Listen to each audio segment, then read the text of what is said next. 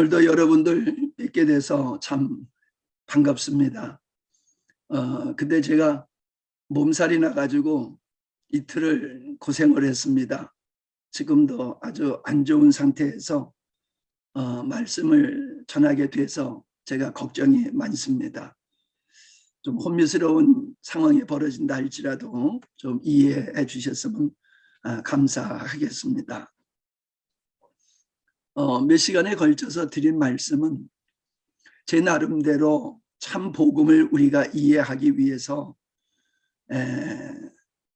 옥토를 만든다, 기초작업이다, 그런 목적을 가지고 하고 있습니다.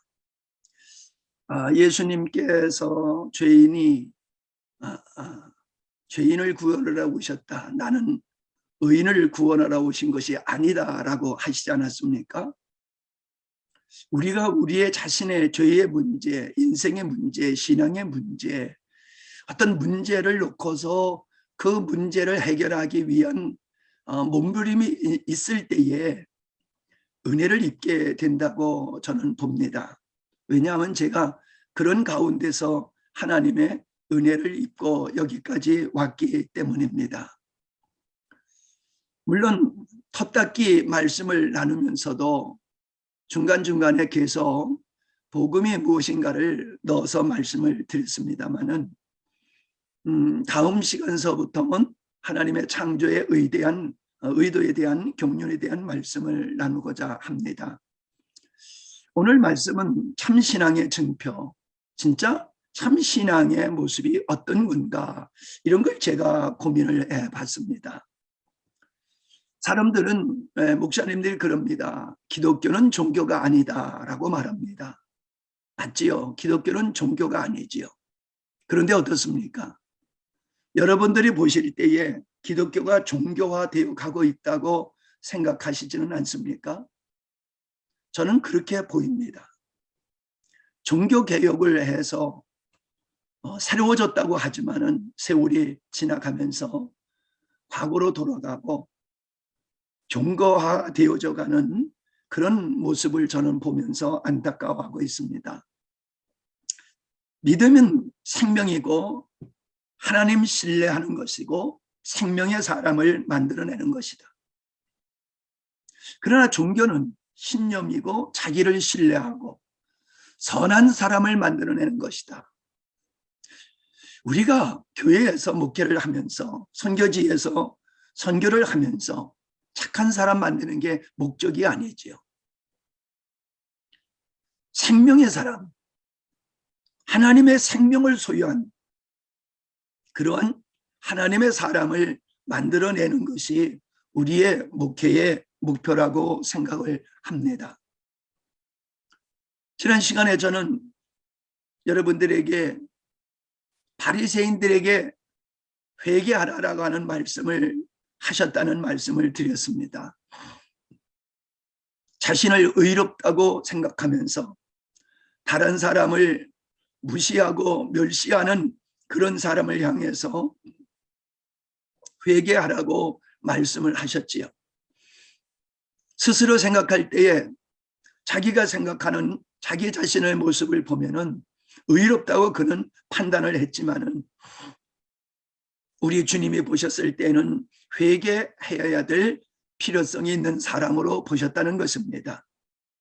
거짓 선지자, 주여 주여 하는 자, 주의 이름으로 선지자 노릇하고 능력을 행하고 귀신을 내쫓는 것, 칭찬받을 만하지만은 그들이 나는 너를 도무지 알지 못한다라고 하시면서 불법을 행한 자라고 말씀을 하셨다라고 하는 것입니다. 죄송한 말씀이지만은 이렇게 말씀 사역하다가 보면은 성도들이 참 은혜를 많이 입습니다. 내가 지금까지 신앙생활을 잘못해왔구나. 그러면서 변화되어지는 모습을 보면은 얼마나 감사한지 모릅니다. 보람이 됩니다. 그런데 도리어 목사님들은 잘 변화되지 않습니다. 그 이유는 아마 여러분들께서 잘 아시리라고 생각이 되어집니다. 저는 제 자신이 연말을 보내고 새해를 맞이할 때마다 한 해를 돌아보면은 얼마나 하나님의 은혜가 감사한지 모릅니다. 한 해 동안도 주님은 내 안에서 일하고 역사하심을 보면서 한 해를 지내왔다는 것입니다. 그리고 내 자신이 하나님의 은혜 가운데서 변화되어지고 더 성숙되어진 그러한 내 자신의 모습을 볼 때에 하나님 앞에서 얼마나 감사한지 모릅니다. 그런 것들이 교회가 되어지고 성도들이 아름다운 모습으로 변화되어지는 열매로 나타나는 걸 볼 때에 참 하나님 감사합니다라는 고백을 하게 되어집니다. 여러분, 성도들이 그렇게 말합니다. 우리는 복음을 듣기를 원하는 게 아니라 복음을 보기를 원합니다 라고 말합니다. 누구나가 복음을 듣고 배워서 전할 수 있습니다. 그러나 복음을 삶에서 살아내서 참다운 그리스도를, 참다운 복음의 실체를 보여주는 사람들이 목회자가 많지 않다는 하소연이지 않겠습니까? 옛사람이라고 하는 것은 자기 만족, 자기 중심, 자기 사랑, 그리고 자기 자원으로 살아가는 사람이 옛사람이죠. 이런 사람에게서는 절대로 성령의 열매를 기대할 수 없다라고 하는 것입니다. 저는 내 자신을 바라보면서 과연 나에게서 주님의 모습이 얼마나 보이는가 늘 생각을 해봅니다. 얼마나 내 안에 주님의 평강이 있으며 주님의 기쁨이 있으며 온유와 겸손과 하나님의 사랑이 나를 통하여 흘러가는가, 나타나는가, 이런 것을 두려움으로 늘 성찰하며 살아갑니다. 옛사람에게서는, 종교적인 사람에게서는 이런 역사가 나타날 수가 없는 것이지요. 예수님께서 십자가를 지신 것은 우리 죄값을 대신 지신 것이 되시기도 하지만은 로마서에 보면은 우리 옛사람을 십자가에서 함께 못 박았다라고 말씀하고 계시지 않습니까? 옛사람이 예수님이 십자가에 못 박히실 때에 함께 죽었다는 것입니다. 여러분, 이게 얼마나 이해가 어려운 말씀입니까? 저는 이 말씀을 가지고 많이 고민을 해봅니다. 저는 옛사람이 죽었다는 이야기는 예수님께서 십자가를 지셔야 될 이유가 바로 자기 자신을 목적으로 삼고 자기 중심과 자기 만족과 자기 사랑을 위해서 사랑하는 그것 때문에 예수님이 십자가를 지셨을 뿐만 아니라 그 죄를 사하시는 십자가뿐만 아니라 그렇게 살아왔던 옛사람도 예수님께서는 끝장내셨다는 것입니다. 그러니까 우리가 내 죄가 예수 그리스도의 십자가로 사여졌다는 것만 믿어서는 아니 되고 나를 위해서 살던 옛사람의 삶은 내 죄가 사짐과 더불어서 그러한 삶은 끝장났다. 나를 위해서 살던 삶은 내가 구원받는 순간 끝장나고 하나님을 위해서 사는 사람으로 나의 삶이 변화되었다라고 하는 것을 우리가 깊이 인식을 해야 될 줄로 압니다. 신앙생활을 하면서 만족하지 못하거나 회의적인 사람들을 만나봅니다. 이번에도 목사님들과 교제할 때에 하시는 말씀들이 그겁니다. 참 사람들은 잘 안 바뀐다고요. 예. 근데요, 저는 이런 질문을 해보고 싶습니다. 목사님은 얼마나 바뀌셨습니까? 목사님은 예수 믿고 지금까지 목회를 하셨는데 얼마나 바뀌셨습니까? 작년에 비해서 올해는 얼마나 바뀌셨습니까? 얼마나 성숙하셨습니까?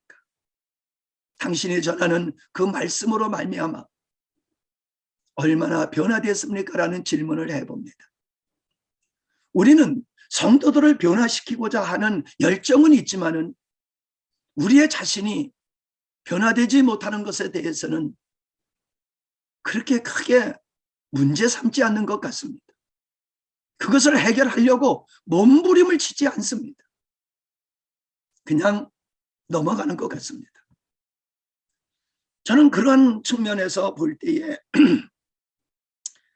참 신앙의 정표는 새 마음이다 라고 표현을 하고 싶습니다. 오늘 제가 여러분에게 드렸던 본문의 말씀은 에스겔서와 에레미야를 바꿔서 제가 기록을 하는 실수를 또 범했네요. 이 말씀은 어떤 말씀입니까? 새 언약이죠. 새 언약. 새 언약이 뭡니까? 내 법을 그 속에 두며 그 마음에 기록하여, 돌판에 기록한 게 아니라 우리의 마음에 기록하여 나는 그들의 하나님이 되고 그들은 내 백성이 될 것이라.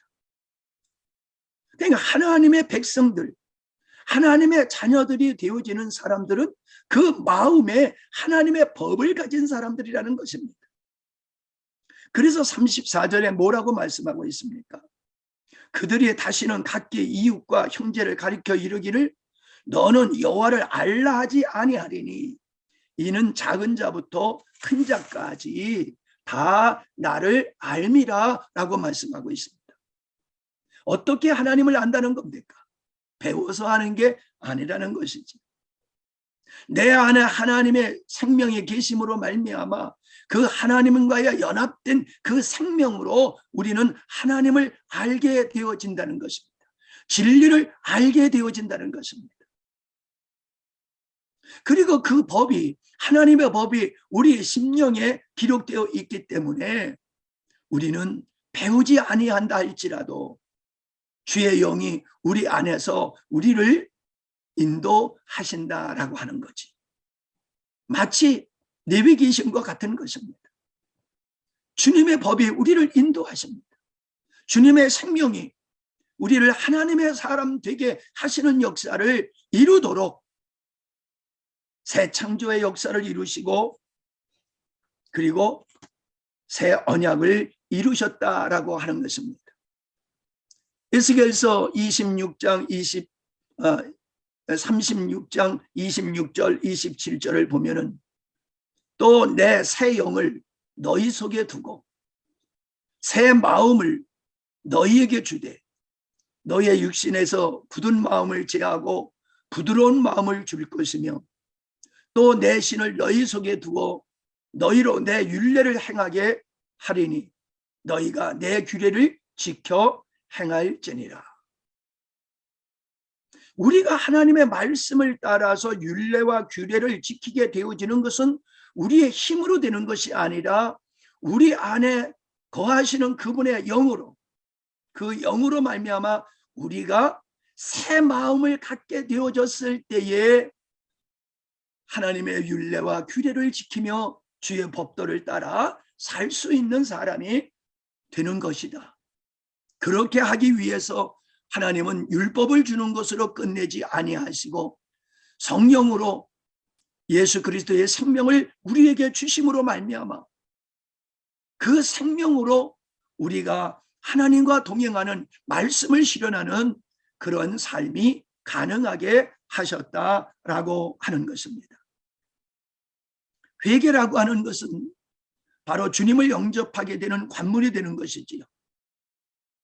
이 회개한 회심의 마음은 주님과 연합된 거듭난 심령이다. 저는 그렇게 봅니다. 회개 없이 예수님을 믿는 사람들이 가능합니까? 저는 회개 없이 예수님을 믿을 수가 없습니다. 없다고 생각합니다. 예수님을 믿는다라고 하는 것은 예수님이 나의 주인 되심을 내가 믿고 예수님의 생명으로 사는 삶을 말하는 거지 않습니까? 예수님의 생명으로 사는 것이 거듭난 자의 삶인데 내 힘으로, 내 자원으로, 내 능력으로 살아왔던 옛사람을 그대로 놔두고, 아니 그 모습으로 우리가 주님을 따라 산다라고 하는 것은 앞뒤가 맞지 않는 말씀이지 않습니까? 새 마음은 바로 주님을 모신 마음인 줄 압니다. 많은 분들이 말씀을 전하는 걸 보면은 참 잘 설교들을 하세요. 잘 가르치세요. 근데 뭔가 부족한 것이 느껴져요. 뭔가 하고 가만히 묵상하다 보면은 주님의 마음이 부족하구나. 진리는 배워서 전하는데 주님으로 더불어 살아가는 이 생명의 삶이 결여되다 보니까는 주님의 마음이 안 보이는 거예요. 주님의 사랑이 안 보이는 거예요. 그러니까 거기에는 어떤 풍성함이 없고 그냥 이론과 진리만 풍성할 뿐이지 하나님의 생명의 큰 역사는 보이지를 않더라라고 하는 것입니다. 우리가 빌립보서의 말씀을 보면은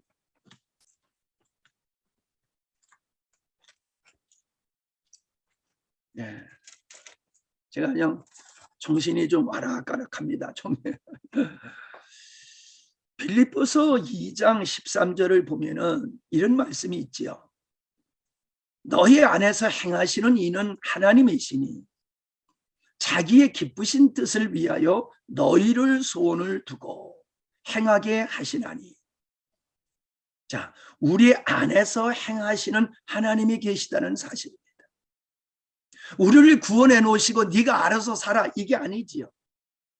너는 네 힘으로 네 자원으로 나의 율례와 규례를 내 법도를 너는 지킬 수 없어. 그래서 하나님이 우리 생명으로 들어오신 것입니다. 그리고 주님이 우리의 생명 되어 주심으로 우리를 입고 주님이 사시는 거지. 그래서 바울이 갈라디아서 2장 20절에 나는 그리스도와 함께 죽었다. 십자가에 못 박혔다. 나의 옛사람은. 그런데 내 안에 그리스도가 살고 계시다라고 말하고 있습니다. 예수님이 구세주인 거 맞습니다. 그러나 이제는 생명이신 그분이 우리 안에서 나를 입고 사신다는 사실을 우리가 간과해서는 아니 될 줄 압니다. 주님은 우리 안에서 어떻게 사십니까? 자기의 기쁘신 뜻을 위하여, 하나님의 뜻을 위하여서 우리 안에서 일하고 사신다는 겁니다. 우리를 돕기 위해서 사시는 게 아닙니다. 우리를 위하여 계시는 분이 아닙니다. 당신의 기쁘신 뜻, 창세전에 의도하신 그 목적을 이루기 위해서 일하고 계시는데 어떻게 일하시느냐? 우리에게 소원을 두고 행하게 하신다는 거예요. 소원을 두고. 여러분, 사명자라는 얘기를 많이 합니다만은 모르겠어요. 제가 볼 때는 사명자는 종의 모습인 것 같아요. 근데 아들은 사명으로 하는 게 아니라 좋아서 하는 겁니다. 아버지가 하는 일이 좋고 기쁘고 재미있고 그래서 즐거움으로 하는 겁니다. 근데 종은 그냥 싫어도 의무로 책임감으로 하는 거지요. 그래서 사명감은 떨어지더라는 겁니다. 내가 좋아서 하는 일은 아무리 힘들고 아무리 어려워도 중단되지 않습니다. 망가지면서도 합니다. 죽어가면서도 합니다. 하나님은 우리의 마음속에 소원을 주신다는 겁니다. 거룩한 소원을, 하나님의 뜻을 이루고자 하는 소원을 우리의 마음속에 주셔서 우리가 그 소원을 따라 살게 하신다는 것입니다. 빌립보서 1장 6절에 보니까는 너희 속에 착한 일을 시작하신 이가, 착한 일이 뭡니까? 우리 안에서 당신의 기쁘신 뜻을 이루어 가시는 그 일을 말씀하고 있는 것이지 않습니까? 그 일을 예수 그리스도 예수의 날까지 이루실 것이다. 반드시 하나님은 당신의 창조의 의도를 이루시고야 말 것이다. 그것에 대한 확신이 바울에게 있었다라고 하는 것입니다. 새 마음은 주님을 모신 마음이고 가장 작은 자의 모습이라고 저는 생각합니다. 구원받았다가 중요한 것이 아니라 구원받은 자의 삶은 하나님이 주신 새 마음, 새 생명으로 살게 하셔서 인간이 할 수 없는 것을 할 수 있도록 우리 안에서 친히 일하시는 주님이시고 주님과 더불어 함께하는 것이 주님의 마음이다라고 저는 압니다. 회심이 없는 신앙은 무임승차다. 불법이다 했습니다. 회심이 없기에 신앙의 발전이 없고 열매가 없다라고 저는 생각을 합니다. 회심이 없는 믿음은 하나님의 목적이 아닙니다. 자신과 천국의 목적이 되어 자신을 위해서 살아가는 옛사람의 모습을 그대로 유지하며 살게 된다는 것입니다. 두 번째는 성경적 세계관, 가치관으로 변하는 것입니다. 초대교회 성도들이 성령의 충만함을 입었을 때에 유무상통했다 하는 것을 우리는 잘 알고 있습니다.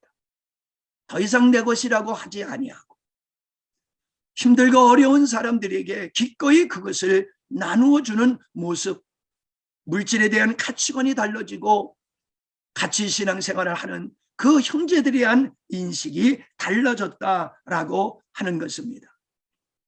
죄를 회개하는 것은 죄를 죄로 여기게 될 때에 회개하게 되지요. 그러나 죄를 죄로 여기게 되는 것은 성경적 가치관, 성경적 세계관에 의해서 죄를 죄로 여기게 된다는 것입니다. 가치관의 변화는 인간적 관점에서 성경적 관점으로 변화로 믿음의 결과이다라고 하는 겁니다. 성경적 관점으로의 변화, 그것이 가치관의 변화다. 세계관 가치관의 성경적으로 변하지 않고 삶이 변화될 수가 없습니다. 여러분, 베드로는 성령 충만한 사람이었습니다. 오순절의 은혜를 입고 교회의 리더자가 되었던, 지도자가 되었던 사람이 베드로지 않습니까? 그런데 고넬료와의 사건 속에서 하나님께서 광주리에 내려주시는 걸 먹으라 그랬더니 이건 부정한 것이기 때문에 먹을 수 없습니다라고 거절하지 않습니까? 하나님이 먹으라라고 하는 건데 이건 부정한 것이요 라고 거절하니 베드로가 하나님보다 더 위대한 인물이지 않습니까? 그것은 베드로가 가지고 있었던 유대인의 전통에 의해서 변화되지 아니한 가치관에 의해서 나타난 현상이라고 저는 봅니다. 사도 중에 사도요, 성령 충만한 그였지만 그를 통해서 능력이 나타나는 놀라운 역사가 일어났음에도 그의 가치관이, 세계관이 변화되지 아니하니 하나님과 충돌하더라는 사실입니다. 저는 우리 주변에 믿음의 생활하는 사람을 관찰해 볼 때에 참 저 사람은 성령 충만한 것 같은데 어떻게 저렇게 변화되지 않는가? 그렇게 살펴보면은 가치관이 안 바뀐 거예요. 여러분, 큰 교회를 하면 성공한 겁니까?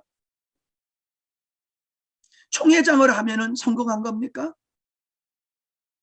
아니지 않습니까? 그런데 목회자들은 큰 목회를 하려고 애를 쓰고 있습니다. 번영신학으로 사람들을 끌어모으고 큰 교회를 만들려고 길을 쓰고 있지 않습니까? 좀 표현을 거칠어서 죄송합니다. 왜 그렇습니까?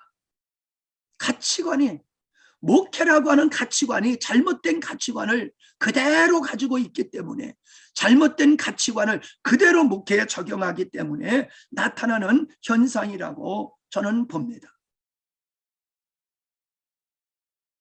반드시 우리는 성경적 가치관으로, 말씀에 의해서 성경적 가치관으로 점점 변화되어지게 되는 거지. 그러면 변화된 가치관에 의해서 사람은 살게 된다는 것입니다. 바로 성경적 가치관, 세계관이라는 것은 관점을 하나님의 관점, 하나님의 기준에서 보는 것이라고 생각을 합니다. 우리가 같은 믿음을 가졌다고 하면서도 서로 다른 것은 우리 안에 형성된 가치관이 서로 다르기 때문에 우리가 회의를 할 때 보면은 여러 가지 이야기들이 나오게 되지 않습니까? 서로 마음을 상하게 하는 일들이 벌어지지 않습니까? 참 불편한 관계가 형성되는 이유가 어디 있습니까? 가치관이 다르다고 하는 것을 우리는 느끼지 않습니까? 근데 참신앙은 성경적인 가치관으로 바뀌어지더라라고 하는 것입니다. 세 번째는 하나님만 사랑하게 된다는 것입니다. 하나님 사랑하고 세상 사랑하는 거 아니지. 유대인들은 그렇게 하지 않았습니까? 하나님도 섬기고 바알도 섬겼습니다. 하나님은 그걸 음란한 자라고 말씀하셨지. 하나님도 섬기고 세상 것에 탐하는 자들이 바리새인들이지 않습니까? 우리는 하나님을 사랑하니까 하나님과 더불어 다른 것을 사랑하는 건 괜찮다고 생각을 하고 있습니다. 더 무서운 것은 예수 그리스도를 통해서 구원받을 수 있다라고 하면서 다른 종교에도 구원이 있다고 말하는 사람들이 있습니다. 예수 그리스도가 유일한 구원의 방법이 아니라는 것입니다. 난 이것이 하나님도 사랑하고 세상도 사랑하는 모습이 아닌가 생각을 해봅니다. 신명기 15장 12절로 18절에 보면 귀뚫은 종에 대한 말씀이 나오지요. 귀뚫은 종이 뭡니까?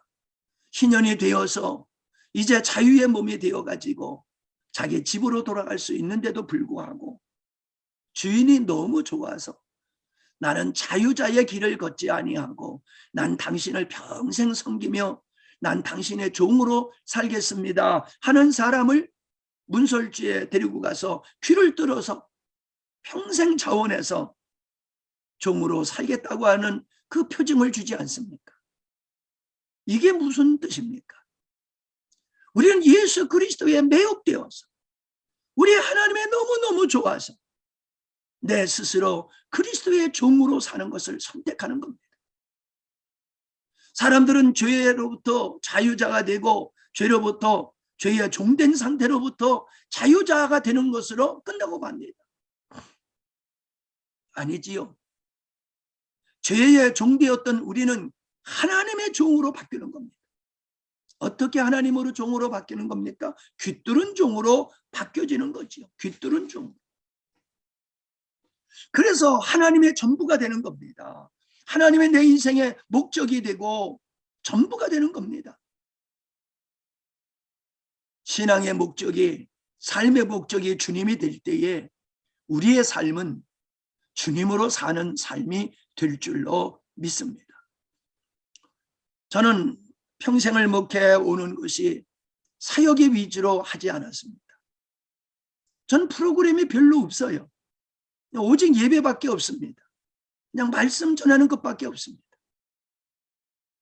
별로 재미없습니다. 우리 교회는. 그런데 교회는 되어가고 있습니다. 성도들이 변화되어져 가고 교회가 교회다운 모습을 갖춰가고 있습니다. 여러분, 선교는 사역을 통해서 이루어지는 거라고 여러분 생각하십니까? 저는 그것이 필요하긴 하지만은 그것이 본질은 아니라고 생각합니다. 미문에 앉은 자에게 내가 은과 금은 없지만은 너에게 내게 있는 걸 준다. 예수님을 주는 겁니다. 예수님을 주는 겁니다. 여러분이 사역하는 그 자리에서 그 영혼들에게 그들에게 필요한 빵을 주는 게 아닙니다. 그들에게 예수를 주면 새 마음이 되어서 새 생명으로 그들은 하나님의 사람으로 그 민족을 변화시켜 갈 것입니다. 마지막으로 자기 의를 쌓지 않는다라고 하는 겁니다. 교회 안에서 자기가 어떤 성경 공부했다, 어떤 훈련을 받았다 자랑하는 성도들 많습니다. 큰 교회 다니는 것이 마치 벼슬한 것 모양 자부심과 긍지를 가지고 어깨에 힘주는 성도들을 흔히 만나보고 있습니다. 나는 새벽기도 안 빠졌다. 나는 11도 철저히 하고 있다. 나는 1년에 한 차례씩 선교지에 가서 단기 선교를 하고 온다. 자기를 의롭다고 생각하는 그 사람 바리새인들과 똑같지 않습니까? 자기가 주를 위해서 한 게 자꾸 공로가 되는 거예요. 공로가 되는 거예요. 그것으로 말미암아 내가 인정받고 그것으로 말미암아 내가 하나님의 은혜와 축복을 받고자 하는, 이게 바로 의를 쌓는 것이다 라고 하는 겁니다. 내가 하나님을 믿는 것도 은혜요, 내가 주님을 사랑하는 것도 은혜요, 내가 주를 위해서 충성하는 것도 은혜요. 주님의 은혜 가운데서 내가 하는 것을, 내가 이것을 행함으로 내가 목사님한테 인정받고 하나님께 인정받겠다. 여러분, 행위로 인정받는 게 어디 있습니까? 하나님의 은혜로 우리가 의롭다함을 받았듯이 우리의 삶도 내 속에서 일하고 역사하시는 그분으로 말미암아 되는 거지요. 목회가 그렇고 선교가 그렇지 않습니까? 주님으로 되는 거지 않습니까? 지난번에도 말씀드렸습니다마는 농촌 목회하는 것을 자부심을 갖고 있고 선교사님들도 자부심을 갖고 있습니다. 누구보다도 열악한 환경에서 내가 헌신했다라고 하는 이 자부심, 그래서 하나님께서는 더더욱 나의 수고를 알아주실 것이다라고 하는 그 기대감, 이거 늘어나야 될 줄로 압니다. 어디서 어떻게 목회를 하든지 우리는 은혜로 하는 것이지.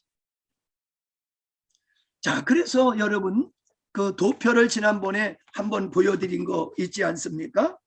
도표를 잠깐 한번 보시면은 거기 밑에 부러기가 거짓 신앙 체계, 위에가 참된 신앙 체계 있지요.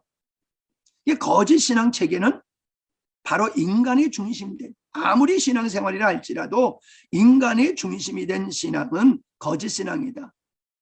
그것이 인본주의로 나타나게 되는데 자기 목적, 자기 중심. 기복주의로 나타나는데 자기 사랑, 자기 자랑.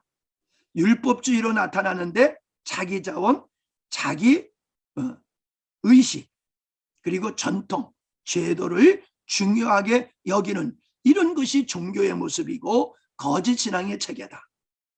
그러면 참된 신앙은 어떤 것이냐? 하나님 중심이다.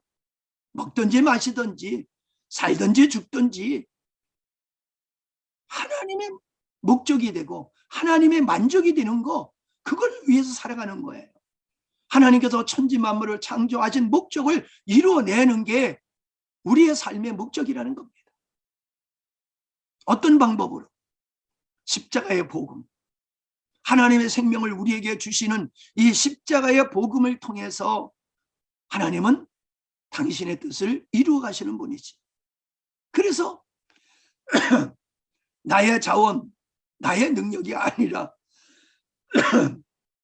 우리를 새 마음을 주시고 새 생명으로 살게 해주시는 하나님의 자원으로 사는 것이 참된 신앙의 모습이고, 여기서 아름다운 열매가 맺어질 수 있다라고 하는 것입니다. 어떻습니까? 참 부족한 사람이 전하기에 참 어눌하고 부족한 것이 많습니다. 그러나 저는 이 말씀을 통해서 제 자신이 변화되어져 가고 성도들이 성숙되어져 가는 열매를 보고 있습니다. 아무쪼록 이미 전한 말씀도 우리 이렇게 보니까는 참석하시는 선교사님들은 계속 참석하시는 것 같은데, 한번 듣고 끝나지 마시고 좀 깊이 묵상하시는 시간을 가지셨으면 좋겠습니다. 서로 주고받는 교제의 시간이 있어야지 참 좋은데, 그냥 화면으로만 하다 보니까, 그런 거 없이 지나가다 보니까는 참 안타깝습니다만은, 여러분이 현지에서 이 말씀들을 곰곰이 많이 묵상해 주시기를 부탁드립니다. 기도하십니다. 하나님 아버지, 감사합니다. 새 언약의 실체를 알게 하시고 우리를 죄 사하여 주신 것에 머물지 않게 하시며 우리를 죄 사하여 주셨을 뿐만 아니라 옛사람을 끝내고 새 마음을 주시고 새 생명을 주셔서 하나님으로 말미암아 살게 하시는 이 놀라운 비밀한 방법을 저희들이 깊이 알게 하시고 그러한 주님과 더불어서의 삶을 살아가고 사역하는 우리의 선교사님들이 되게 하여 주시옵소서.